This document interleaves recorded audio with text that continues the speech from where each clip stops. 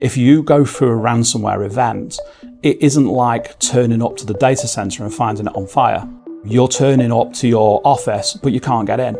You can't ring colleagues because your phone doesn't work. You can't get your laptop working because you can't get logged on anymore because your operating system doesn't work. And remember, the people that work in IT departments have been trained to do disaster recovery.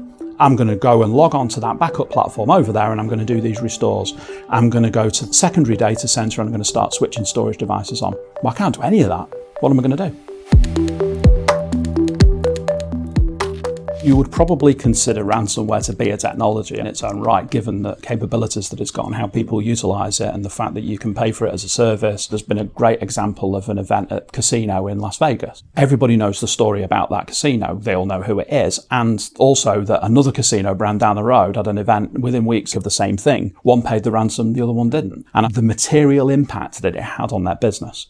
Their business is getting footfall into the casino floors and using the machines. And because the machines are all electronic, they were all blue screened.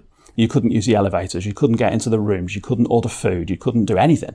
And that's literally their business in the toilet for days. That rung home with many people outside of that industry because they saw a big true life event. And quite a lot of people saw it as well because obviously Vegas is a busy place. Yeah. You've spoken about CIOs, CISOs, cybersecurity leaders. Is it fair to say they often see these problems slightly differently? Yes. What can they do to actually build more of a common view of these challenges? In the majority of the customers I've spoken to, they have very siloed divisions of security and IT because they've been through a process where they've had an IT team, they've had a storage guy and a compute guy and backup or whatever, and that's grown and grown and grown. And then at some point they've thought, right, we need to do something with security, so we'll hire a security guy, and the security guy builds a security team. And if you evolve that over a few years, you've got these two big functions. One's largely established with IT, and the other one with security, not using the same tool sets, not sharing information, not working together properly.